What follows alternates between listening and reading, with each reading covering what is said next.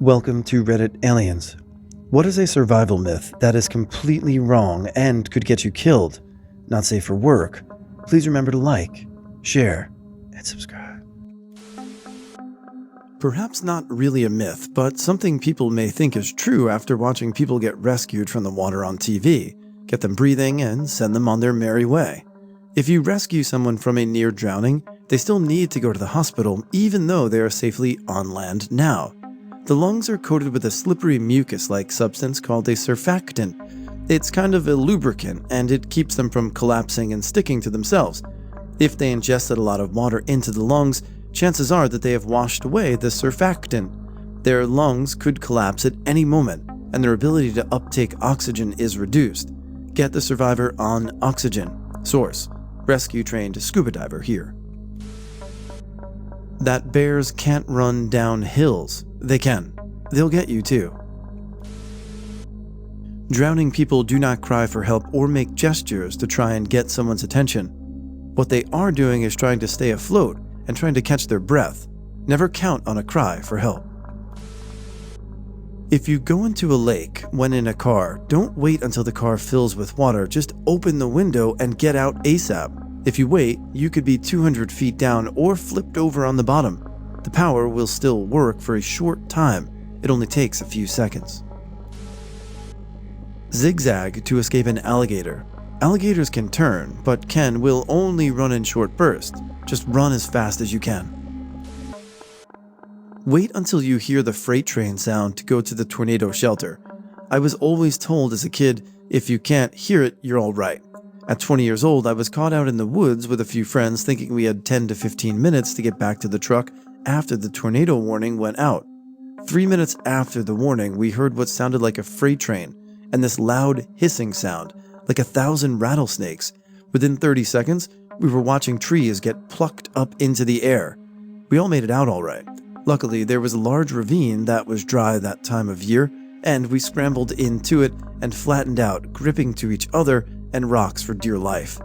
It took 30 seconds from the time we realized it was in front of us till it was on top of us. Later in life, I watched an F3 touchdown, because how tornadoes spin and the earth spins, and I was traveling at 75 miles per hour down a highway. I thought I was running alongside it, about 1 mile in from it. I couldn't hear it. I could see trees and barns going up into the air with it. I never realized it was coming towards me at about 30 miles per hour. By the time I heard it and felt a pressure change inside the cab of my truck, I had no choice but to bail out and run into a culvert alongside of the interstate.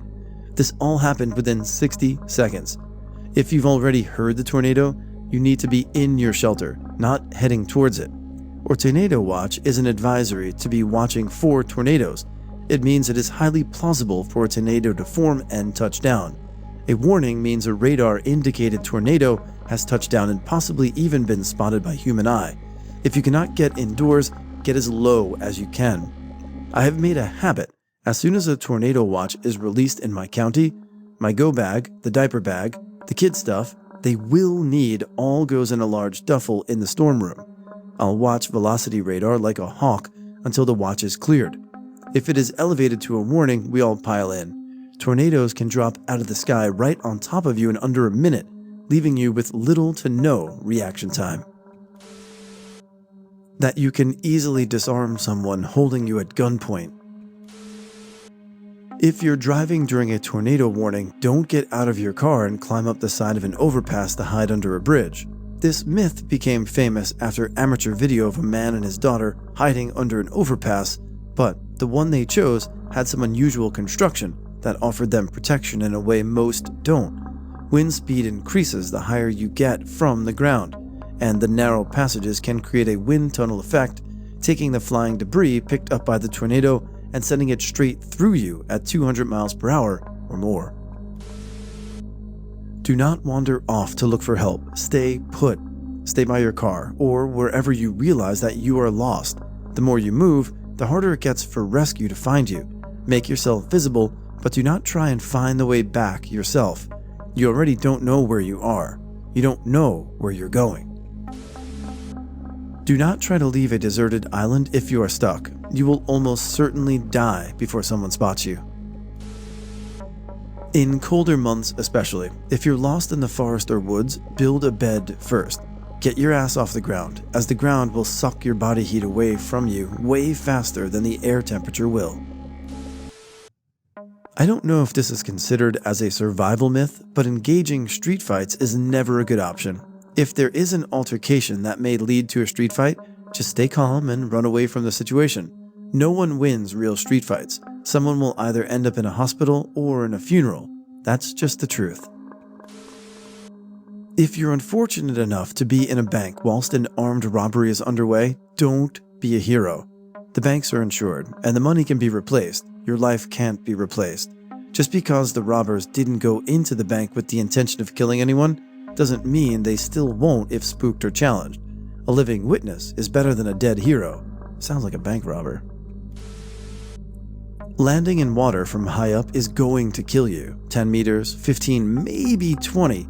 You'll probably be fine if you land properly. Get much higher than that is getting into broken bones and death territory. If you get stabbed by something, do not try to remove the object. You will make it worse and potentially bleed to death.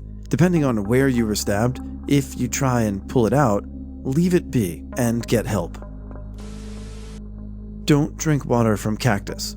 It's not potable and likely to trigger vomiting or diarrhea, and you will get more dehydrated. Follow flying birds to find water. They could be flying anywhere. Everyone focuses on food and water, but completely underestimates how quickly exposure will kill you dead. In some cases, you won't last 24 hours. Bonus addition to this, every guide I've ever read says to make fire first. Making fire is effing hard sometimes. There are many environments where you flat cannot guarantee a good fire. Deserts because of lack of fuel, and anything especially wet. If you get halfway through the night and realize you can't make fire, you're going to have problems. So make shelter. You can always guarantee a shelter and insulated sleeping spot. Make sure your bedding is at least 4 inches thick when you lay on it. I guarantee you'll underestimate just how bad ground sucks the heat out of you. Make your shelter as small, thick, and weatherproof as possible. Don't tie a rope around your waist and expect it to save you from a fall. Sure, it might prevent you from hitting the ground, but you can still damage your internal organs and break your back doing this. Safety harnesses go around your hips and legs, not your waist. Effing Dark Knight Rises. Alcohol does not warm you up. You feel warm since it's dilating your blood vessels in your face and extremities, but that causes you to lose more heat to the environment and therefore will make you die of hypothermia quicker, if anything. I don't know if this is a tip necessarily, but humans can easily go a week, if not 2, without any food. No water is another story, so that's more important if you ever find yourself in that situation. The rule of 3. If lost in a hot desert, do not ration out your water. Drink when you are thirsty and stay hydrated with what you have, even if it only lasts a couple of hours, just to keep your mind or body working. Lost hikers have been found dead with plenty of water by their sides because they tried to ration it, became dehydrated without realizing it, and eventually died. And no, I still don't know if drinking your pee is a survival alternative. Not so much a survival myth, but a common camping mistake that an amateur survivalist might make. Never use rocks that are in or close to a riverbed for a campfire, ever. Many get tiny bits of water trapped inside the rocks. Then, when heated by a fire, it turns into a lovely grenade due to the water being heated and turned into steam, expanding quickly. Hot bits of rock everywhere. People like river rocks because they are smooth and easy to cook off of, and they look cool, but they're crazy dangerous. Plenty of rocks all around. Find another. That's the first thing you need to do is make a fire. Fire's no good if it starts raining. Shelter and raised bed first. Even if you can't get a fire going or collect water, you'll have a dry place to sleep through the night to get a fresh start in the morning.